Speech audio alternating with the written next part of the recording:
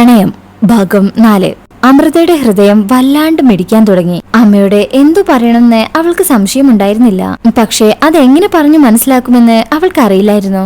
അമ്മേ, എനിക്കിപ്പോ ഒരു കല്യാണത്തിന് താല്പര്യമില്ല. എന്റെ ജീവിതത്തെക്കുറിച്ചൊന്നും ഞാനിപ്പോ ചിന്തിക്കാറേയില്ല.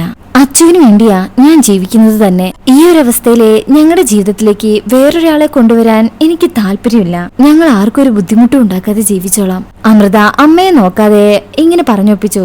അപ്പോ ഞാൻ അന്നേ പറഞ്ഞതാ ആ കുഞ്ഞിനെ നമുക്ക് വേണ്ടെന്ന്. അതിലാണെങ്കിൽ ബ്രെയിൻ ട്യൂമറും. ഇപ്പൊ എല്ലാം കൂടെ ചേച്ചിക്ക് ഭാരമായില്ലേ? ജീവിതകാലം മുഴുവൻ ഇതിനെയും കൊണ്ട് നടക്കണ്ടേ? അല്ലി സങ്കടവും ദേഷ്യവും സഹിക്കാൻ വയ്യാണ്ട് പറഞ്ഞു. അമൃതയ്ക്ക് അങ്ങ് സങ്കടവും. അല്ലി നിർത്ത്, നീ ആരെ കുറിച്ചായി സംസാരിക്കുന്നതെന്ന് ഓർമ്മ വേണം. കരഞ്ഞോണ്ടാ പറയുന്നത്. പറഞ്ഞതാണെങ്കിൽ ഇച്ചിരി കൂടിപ്പോയെന്ന് അല്ലിക്കും മനസ്സിലായി. ചേച്ചി, അച്ഛനെ ഇഷ്ടമില്ലാത്തതുകൊണ്ടല്ല ഞാൻ പറഞ്ഞത്. അവൻ എനിക്ക് എത്രമാത്രം ഇഷ്ടമാണെന്ന് ചേച്ചിക്ക് അറിയാലോ. ചേച്ചിയുടെ സങ്കടം കണ്ട് പറഞ്ഞു പോയതാ. അതിങ്ങനെ മനസ്സിൽ വെക്കണ്ട എന്നിങ്ങനെ അവൾ ആശ്വസിപ്പിക്കാൻ വേണ്ടി അമൃതയോട് പറഞ്ഞു. അമൃത പറയും, എനിക്കറിയാം നിങ്ങൾ രണ്ടുപേരും എന്നോടുള്ള സ്നേഹം കൊണ്ടാണ് ഇതൊക്കെ പറയുന്നതെന്ന്. പക്ഷേ എനിക്കിപ്പോ മറ്റെന്തിനേക്കാളും വലുത് അച്ചുവാണ്. അവന്റെ അസുഖം മാറട്ടെ ആദ്യം, എന്നിട്ട് നമുക്ക് ആലോചിക്കാം. അവന്റെ അസുഖമൊക്കെ മാറി മിടുക്കനാവുമ്പോ നിങ്ങൾ പറയുന്ന ആരെ വേണമെങ്കിലും ഞാൻ പോയി കാണാം. ഓക്കെ, എനിക്കിപ്പോ ജോലിക്ക് പോണം. ഞാൻ പോയിക്കോട്ടെ, അച്ചു അവിടെ കാത്തിരിക്കുന്നുണ്ടാകും എന്ന് പറഞ്ഞ് അവരുടെ മറുപടി കേൾക്കാൻ പോലും നിൽക്കാതെ അമൃത റൂമിലേക്ക് പോകും. അല്ലിയും അമ്മയും പരസ്പരം നോക്കിക്കൊണ്ട് നിൽക്കാം. ശേഷം പിന്നീട് സൂര്യ മൾട്ടി സ്പെഷ്യാലിറ്റി മെഡിസിറ്റിയുടെ വെസ്റ്റ് വിങ്ങിന് പുറകിലുള്ള പാർക്കിൽ വിശ്രമിക്കുകയായിരുന്നു ശ്രീദേവ്. അസ്തമയ സൂര്യന്റെ ഭംഗിയില് മതിമറന്നിരിക്കുകയായിരുന്നു. പാർക്കിൽ ആ സമയത്ത് ഒരുപാട് പേരുണ്ടാകും. രോഗികളും അവരുടെ കൂടെയുള്ളവരും അങ്ങനെ എല്ലാവരും നടക്കാൻ ഇറങ്ങുന്ന സമയം. കുട്ടികളുണ്ടെങ്കിൽ അവരുടെ കളികളും കാണാം. വൈകിട്ടത്തെ ചായകുടി കഴിഞ്ഞാൽ പാർക്കുണരും. അതുപോലെ രാവിലെയും. പ്രായമായി ശ്വാസകോശ സംബന്ധം അസുഖമില്ലാത്ത ഒട്ടുമിക്ക രോഗികളും ആ സമയത്ത് അവിടെ നടക്കാൻ ഇറങ്ങും. കഴിഞ്ഞ ദിവസങ്ങളിലെ തിരക്കുകളിൽ നിന്നും ഒഴിഞ്ഞു മാറി വന്നിരിക്കുകയാണ് ശ്രീദേവ്. ഇന്നലെ ഒരൊറ്റ ദിവസം കൊണ്ട് 4 സർജറികൾ ചെയ്യേണ്ടി വന്നിരുന്നു. കൂടാതെ ഒരു രോഗിയുടെ മരണവും അവനെ വല്ലാണ്ട് തളർത്തിയിരുന്നു. നാട്ടിൽ വന്ന് ജോയിൻ ചെയ്തതിനു ശേഷം ഇത്രയും തിരക്ക് പിടിച്ചൊരു ദിവസം ഉണ്ടായിട്ടേ ഇല്ലെന്ന് ശ്രീദേവ് ഓർത്തു. അങ്ങനെ ഓരോന്ന് ആലോചിച്ച് പാർക്കിലെ കസേരയിൽ ചാരിയിരുന്നിരുന്ന ശ്രീദേവിന്റെ കാലിലേക്ക് എന്തോ ഒന്ന് തട്ടി. അവൻ കണ്ണുകൾ തുറന്ന് നോക്കുമ്പോഴുണ്ട് ഒരു കൊച്ചുകുട്ടി മുന്നിൽ നിൽക്കുന്നു. 4 വയസ്സ് പ്രായമുള്ള കുസൃതി നിറഞ്ഞ ഒരു മോൻ. അവനേക്കാളും വലിയൊരു ബോളും പിടിച്ച അവന്റെ നിൽപ്പ്. മുടിയില്ലാത്ത അവന്റെ തല അവനെ കൂടുതൽ സുന്ദരനാക്കുന്നതായിട്ട് ശ്രീദേവിന് തോന്നി. ഐ എം സോറി എന്ന് കുഞ്ഞാര്യൻ പന്ത് എടുത്തുകൊണ്ട് പറഞ്ഞു. ശ്രീദേവ് പറയും, ഇറ്റ്സ് ഓക്കെ. ആര്യനോട് വാത്സല്യത്തോടു കൂടി ശ്രീദേവും പറഞ്ഞു. സൈഡിൽ വെച്ചിരിക്കുന്ന സ്റ്റെലസ്കോപ്പും വൈറ്റ് കോട്ടും കണ്ട് കൗതുകത്തോടെ അച്ചു ചോദിച്ചു, നിങ്ങൾ ഡോക്ടറാണോ?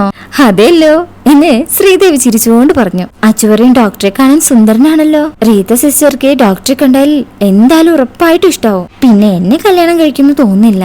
അവൻ ആ ബെഞ്ചിലേക്ക് കയറിയിരിക്കാൻ ശ്രമിച്ചുകൊണ്ട് പറഞ്ഞു. അവനേക്കാളും ഉയരത്തിലാണെങ്കിലും എങ്ങനെയോ കഷ്ടപ്പെട്ട് ശ്രീദേവിന്റെ അടുത്ത് ചെന്നിരുന്നു. അവന്റെ ആ കുസൃതി നിറഞ്ഞ മുഖവും വലിയ ആൾക്കാരുടെ പോലുള്ള സംസാരവും ശ്രീദേവിന് നന്നായിട്ട് അങ്ങ് പിടിച്ചു. അവൻ ആര്യന്റെ കുഞ്ഞി തല തലോടിക്കൊണ്ട് ചോദിച്ചു, എന്താ മോന്റെ പേര്? ആര്യൻ. അമ്മ എന്നെ അച്ചു എന്ന് വിളിക്കും. കുഞ്ഞി കാലുകൾ ആട്ടിക്കൊണ്ട് ഇങ്ങനെ പറയുന്നത് കേൾക്കുമ്പോ ശ്രീദേവിന്റെ മനസ്സിൽ വീണ്ടും അമൃതയുടെ ഓർമ്മകൾ വന്നു. എപ്പോഴും സംസാരത്തിൽ കളിയായി തങ്ങളുടെ മകനെ ഇടണമെന്ന് പറഞ്ഞുറപ്പിച്ചിരുന്ന പേരായിരുന്നു അത്. അച്ചുവിനോട് പറയും, ആഹാ നല്ല പേരാണല്ലോ. വാത്സല്യത്തോടെ ശ്രീദേവ് പറയുമ്പോ അച്ചു ചോദിക്കും, എന്താ ഡോക്ടറുടെ പേര്? ശ്രീദേവ് പറയും, എന്റെ പേര് ശ്രീദേവ് സുബ്രഹ്മണ്യം. അച്ചു പറയും, ഡോക്ടർ ശ്രീദേവ് സുബ്രഹ്മണ്യം? എന്തോ കണ്ടുപിടിച്ചതുപോലെ കുഞ്ഞാര്യൻ ആശ്ചര്യത്തോടെ ചോദിച്ചു. ആ അതെ. അച്ചു ചോദിക്കും, ഡോക്ടറാണോ പുതുതായി ജോയിൻ ചെയ്ത ന്യൂറോ സർജൻ? ശ്രീദേവിനെ അടിമുടി നോക്കിക്കൊണ്ട് അച്ചുവിന്റെ ചോദ്യങ്ങൾ തുടർന്നു. അതെ, ഞാൻ ന്യൂറോളജി ഡിപ്പാർട്ട്മെന്റിലാണ്. അതേൽക്കുമ്പോ അച്ചു പറയും, ഡോക്ടർ മെഡിക്കൽ കോളേജിലെ പുതിയ പ്രൊഫസർ ആണല്ലേ? അച്ചു എല്ലാം അറിയുന്നത് പോലെയാ ചോദിക്കുന്നത്. ഡോക്ടർ പറയും, അതെ. ശ്രീദേവിന് അച്ചുവിന്റെ ചോദ്യങ്ങളില് ഒരു രസമൊക്കെ തോന്നി. അച്ചുവയ്ക്കും, ഡോക്ടറുടെ അച്ഛനാണല്ലേ ഈ ഹോസ്പിറ്റലിന്റെ പുതിയ ഓണർ? ഈ ചോദ്യങ്ങളില് ശ്രീദേവ് വയ്ക്കും, നീയാരാ? CID ആണോ? അച്ചു പറയും, ഈ ഹോസ്പിറ്റലിലെ എല്ലാ സിസ്റ്റർമാരും ഡോക്ടറുടെ പിറകിലാണെന്ന് എനിക്കറിയാം. ചെറുതായി നാണത്തോടു കൂടി അച്ചു പറഞ്ഞു. ഡോക്ടറേക്കും, ആണോ? നിന്നോട് ഇതൊക്കെ ആര് പറഞ്ഞു? ഒരു കള്ളച്ചിരിയോടെ അവനെ തലോടിക്കൊണ്ട് ചോദിച്ചു. അച്ചു പറയും, അതൊക്കെ എനിക്കറിയാം. ഡോക്ടർ ആരെങ്കിലും കല്യാണം കഴിക്കാന്ന് പറഞ്ഞിട്ടുണ്ടോ? ഗൗരവത്തോടെ അച്ചു ചോദിക്കാൻ തുടങ്ങി. ഡോക്ടർ പറയും, ഉണ്ടല്ലോ. എന്തേ?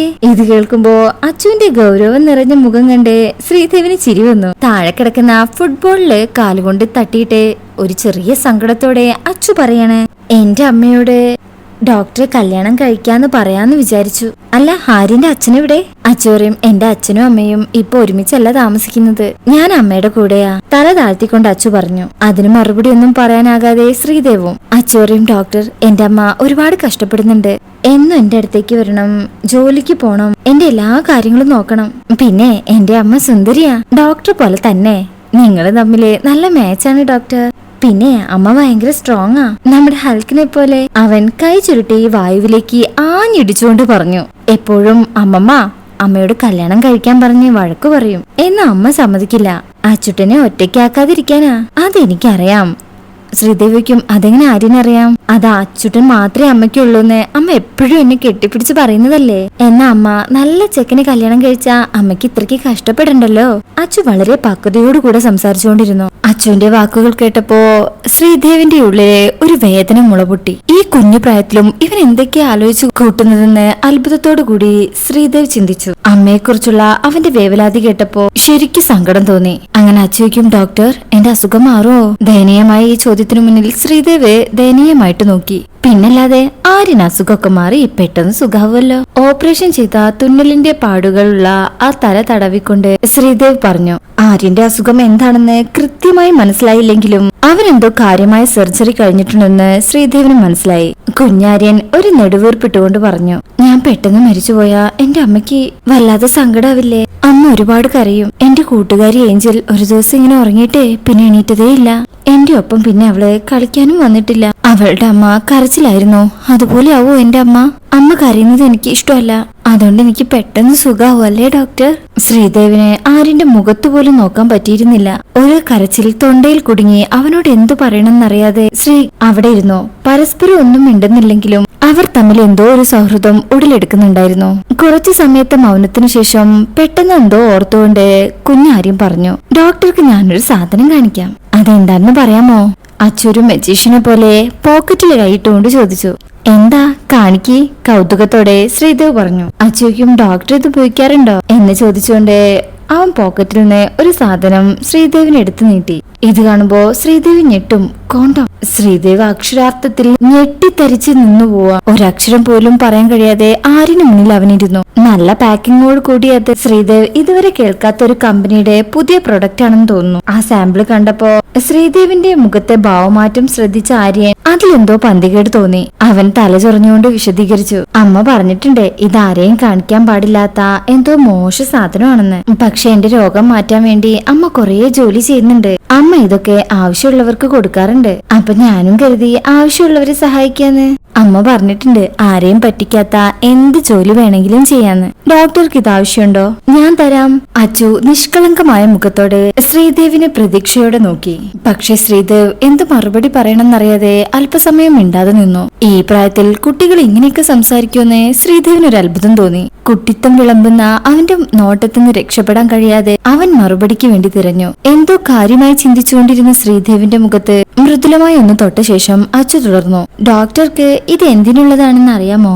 അമ്മയോട് ചോദിച്ചിട്ട് ഒന്നും പറഞ്ഞു തന്നില്ല. ഇത്രയും നിഷ്കളങ്കമായി അതേസമയം ബ്രില്യന്റായി ഒരു കുഞ്ഞിനെ വളർത്തിയെടുത്ത അവന്റെ അമ്മയെക്കുറിച്ച് ഓർത്തുകൊണ്ട് ശ്രീദേവ് പറഞ്ഞു, നിന്റെ അമ്മയ്ക്കിത് ഇപ്പൊ നിന്നോട് പറയാൻ കഴിയില്ല. അച്ചോറിയും അമ്മ പറഞ്ഞിട്ടുണ്ട് ഇത് ആണുങ്ങൾ ഉപയോഗിക്കുന്നതാണെന്ന്. ഞാനും വലുതാകുമ്പോ ഉപയോഗിക്കുമല്ലോ. എന്തോ വലിയ കാര്യം പറയുന്നത് പോലെയാ പറയുന്നത്. ആ വിചിത്രമായ സാധനം എന്താണെന്ന് അറിയാനുള്ള ആകാംക്ഷ അവന്റെ മുഖത്തുണ്ടായിരുന്നു. ശ്രീദേവനാണെങ്കിൽ ആ കുഞ്ഞിനോട് എന്തോ പറയണമെന്ന് അറിയില്ലായിരുന്നു. അവനോട് സംസാരിച്ചിരുന്ന ആ കുറച്ചു നേരം കൊണ്ട് തന്നെ പലതവണ ആര്യന്റെ മുന്നിൽ അവന്റെ നാവിറങ്ങി പോയിരുന്നു. ഇത്രയും ബുദ്ധിസാമർഥ്യമുള്ള കുഞ്ഞിനെ ക്ഷമയോടെ വളർത്തുന്ന അവന്റെ അമ്മയെക്കുറിച്ച് ശ്രീദേവിന് ഓർക്കാതിരിക്കാൻ കഴിഞ്ഞില്ല. ദിവസവും എത്രയെത്ര കുഴപ്പിക്കുന്ന ചോദ്യങ്ങൾക്ക് അവരുത്തരം പറയേണ്ടി വരും. ശരി, നിന്റെ കയ്യിലുള്ളതെല്ലാം ഞാൻ വാങ്ങിച്ചോളാം എന്ന് പറഞ്ഞുകൊണ്ട് ശ്രീദേവ് പോക്കറ്റിൽ നിന്ന് പേഴ്സ് എടുത്തു. ആശ്ചര്യമുള്ള ചിരി ഉണർത്തിയ മുഖത്തോടു കൂടി അച്ചു ശ്രീദേവിന്റെ മുഖത്തേക്ക് നോക്കി. അമ്മയെ സഹായിക്കാനായി ഞാൻ ഇതെല്ലാം അമ്മയുടെ ബാഗിൽ നിന്ന് എടുത്തു വെച്ചതാ എന്ന് പറഞ്ഞുകൊണ്ട് 2 പോക്കറ്റിലും കൈകൾ ഇട്ടുകൊണ്ട് 10 പാക്കറ്റുകൾ അച്ചു പുറത്തേക്ക് എടുത്തു. തന്നെ സഹായിക്കാൻ തന്റെ മകൻ ഇതെല്ലാം പുറത്തൊരാൾക്ക് വിറ്റു എന്നറിഞ്ഞാൽ എങ്ങനെയായിരിക്കും ആ അമ്മ പ്രതികരിക്കുക? അതിനെക്കുറിച്ച് ശ്രീദേവിന് ഊഹിക്കാൻ കൂടി കഴിഞ്ഞില്ല. പോക്കറ്റിലുണ്ടായിരുന്ന എല്ലാ പാക്കറ്റുകളും പുറത്തെടുത്ത് ഓരോന്നോരോന്നായി എണ്ണി അവരിയ്ക്കുന്ന ബെഞ്ചിന്റെ സൈഡിലേക്ക് നീക്കി വെച്ചുകൊണ്ട് അച്ചു പറഞ്ഞു, ഡോക്ടർ, എന്റെ കയ്യിൽ 10 എണ്ണം ഉണ്ട്. ഒരെണ്ണത്തിന് 20 രൂപ. അപ്പൊ എല്ലാത്തിനും കൂടെ എത്ര രൂപയാകും? ഈ ചോദ്യം കേട്ട് ശ്രീദേവ് പൊട്ടിച്ചിരിച്ചു. ശേഷം 500 രൂപ നീട്ടിക്കൊണ്ട് അവൻ പറയാ, എന്റെ കയ്യിൽ ചില്ലറയില്ല, നീ ഇത് വെച്ചോ.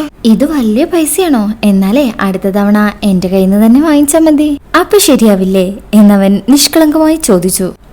ഇനി വേണമെങ്കിൽ മിസ്റ്റർ ആര്യനെ ഞാൻ വിളിച്ചോളാം, പോരെ? ശ്രീദേവിനെ അവനോടുള്ള വാത്സല്യം ഇരട്ടിച്ചു. ഡോക്ടർക്ക് കൈ കൊടുക്കാനായി ആര്യൻ ബെഞ്ചിൽ നിന്ന് ചാടി ഇറങ്ങി. അപ്പോഴാണ് റീത്ത സിസ്റ്റർ അവനെ തിരഞ്ഞുകൊണ്ട് അങ്ങോട്ട് വന്നത്. അച്ചു, നീ ഇതെവിടെയായിരുന്നു? ഞാൻ ഈ പാർക്ക് മുഴുവൻ നിന്നെ തിരക്കി. നിന്നോട് ക്യാന്റീനിന്റെ ഫ്രണ്ടിൽ നിൽക്കാനല്ലേ പറഞ്ഞത്? അത്രയും സമയം അവനെ തിരഞ്ഞു നടന്നതിന്റെ ദേഷ്യം അവരുടെ മുഖത്തുണ്ടായിരുന്നു. സോറി സിസ്റ്റർ, ഞാൻ ഈ ബോള് കണ്ടപ്പോ കളിക്കാൻ വന്നതാ. ആര്യൻ ക്ഷമ ചോദിച്ചു. സിസ്റ്റർ പറയും, പറഞ്ഞിട്ട് പോണ്ടേ അച്ചു? ഞാൻ ആകെ പേടിച്ചുപോയി എന്ന് അച്ചുവിന്റെ തലോടിക്കൊണ്ട് പറഞ്ഞപ്പോ അച്ചു പറയും, സിസ്റ്ററിന്റെ പുതിയ കൂട്ടുകാരനെ കണ്ടോ? ഡോക്ടർ ശ്രീദേവ് സുബ്രഹ്മണ്യം. നിങ്ങൾ എല്ലാവരും പറയാറുള്ള നമ്മുടെ പുതിയ ഡോക്ടർ. ഞങ്ങളിപ്പോ കൂട്ടുകാരായി.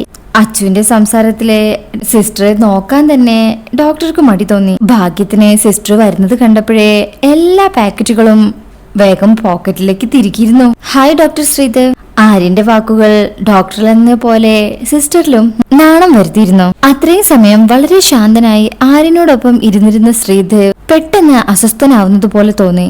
അച്ചു താഴെ കിടന്ന ഫുട്ബോൾ തട്ടിത്തെറിപ്പിച്ച് കളിക്കാൻ ആരംഭിച്ചു.